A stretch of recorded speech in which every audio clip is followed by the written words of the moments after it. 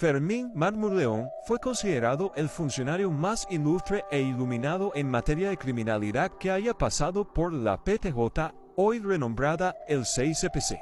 Pero me creerías que también existió un preso, el cual fue declarado el más ilustre de Venezuela y que cuya historia fue inmortalizada en 2 libros por un sacerdote muy conocido en Venezuela y escritor llamado Cesario Gil, el cual vivió en Venezuela desde 1959 hasta su muerte en 1997, el cual dijo que esta historia lo hizo llorar. Y personalmente te digo que a mí también. Crónica de Venezuela es dirigida por el analista de criminalística y criminología Pablo Slade. Todo empezó cuando Renato Ricciardi, enfermero y cristiano devoto de nacionalidad europea, se convierte en un misionero de la palabra de Dios y comienza a visitar países donde se hospedaba para predicar. En 1966 se encontraba en Italia y decide partir junto a su esposa a Venezuela. Pero jamás imaginó que ser misionero del Evangelio tendría un alto precio. A mediados de abril de 1966 llega a Venezuela y es recibido por una familia misionera. Luego de ser hospedados en la capital, le consiguen un empleo como enfermero en el Hospital de los Magallanes de Catia, donde comenzaría a predicar la palabra de Dios a sus compañeros de trabajos, así como en tiempos libres predicaba afuera. Y así se mantuvo hasta la llegada de enero de 1967, específicamente el 21 de enero de 1967,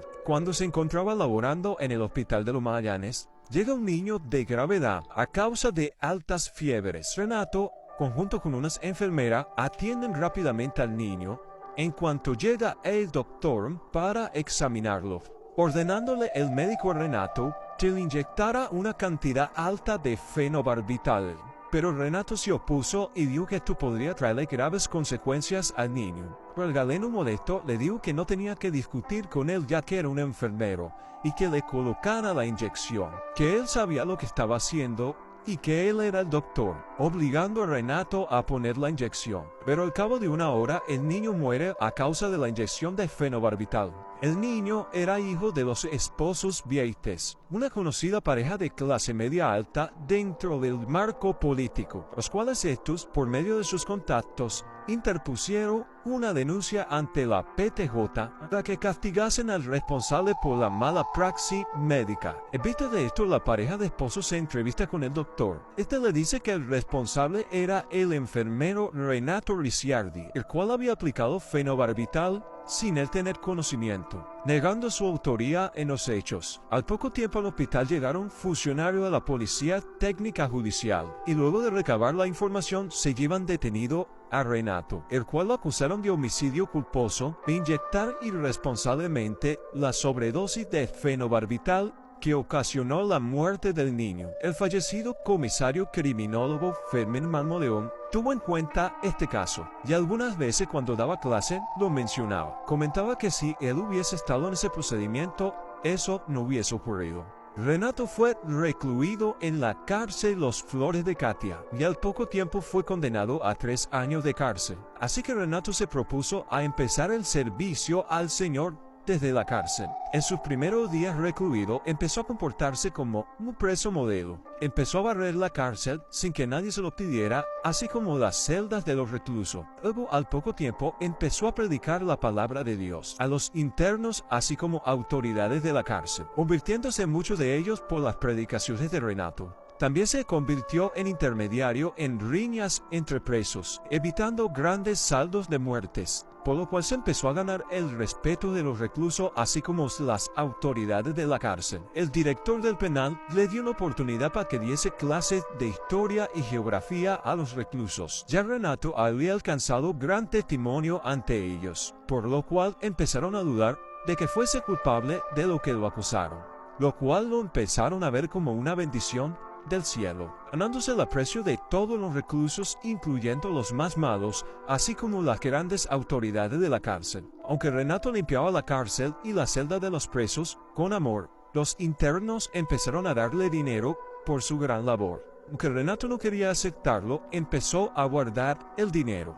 ya que conocía a un recluso que estaba pasando por un mal momento. Este tenía a su mujer embarazada y lloraba a causa de la impotencia de no poder ayudarla. Pero Renato, luego de tener más de un año acumulando el dinero que le daban los reclusos, le llevó la caja y le entregó el dinero para que éste se lo diera a su mujer y le comprase lo que le hiciese falta al niño. El recluso se negó a aceptarlo, pero Renato le dijo que él había estado trabajando todo ese tiempo para acumularle ese dinero a él mismo. Escuchándose ese testimonio entre todos los reclusos del penal El Retén de Catia, pero Renato no se imaginaba que sus testimonios saldrían más allá de la cárcel. Fue tanto así que llegó hasta el hospital de los Magallanes de Catia, donde trasladaban algunos reclusos heridos en riñas. Estos daban testimonio de Renato ante los médicos y enfermeros del hospital de los Magallanes, llegando estos testimonios al oído del doctor que había acusado injustamente a Renato.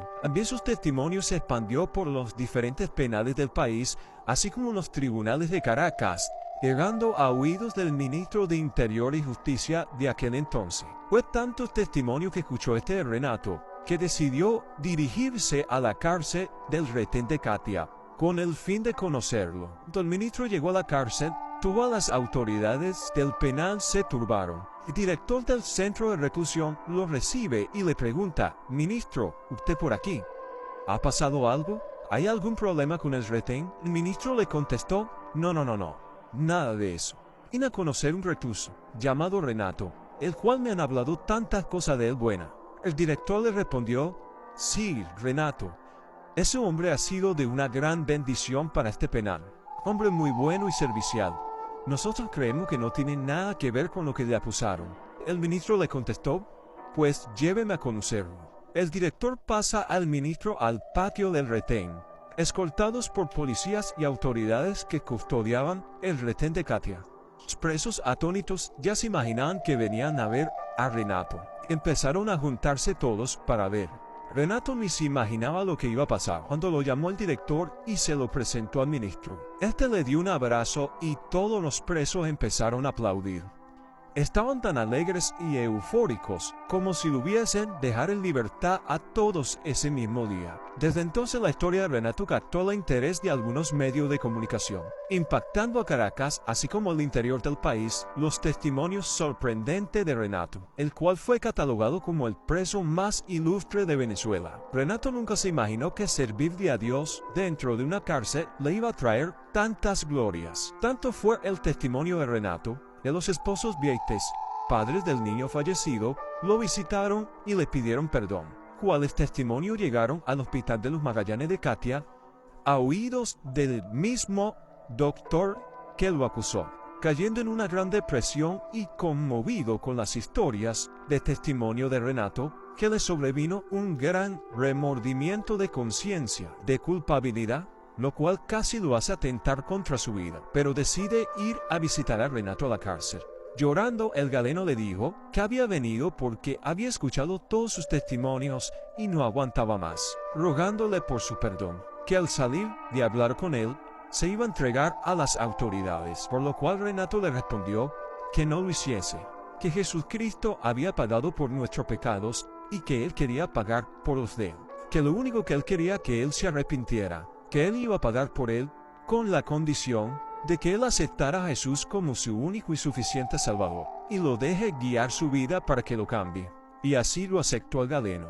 Aunque a Renato le quisieron dar la libertad antes de los 3 años, él decidió cumplir su condena completa. Durante el último año de cárcel que pasaría Renato, su testimonio llegó a oídos de un sacerdote católico, de nombre Cesario Gil, el cual era escritor y tenía más de 6 libros publicados. Extrañamente, este sacerdote fue el único que se interesó como escritor por la fascinante historia de Renato, al cual empezó a investigar y a escribir luego que Renato saliese en libertad en 1970.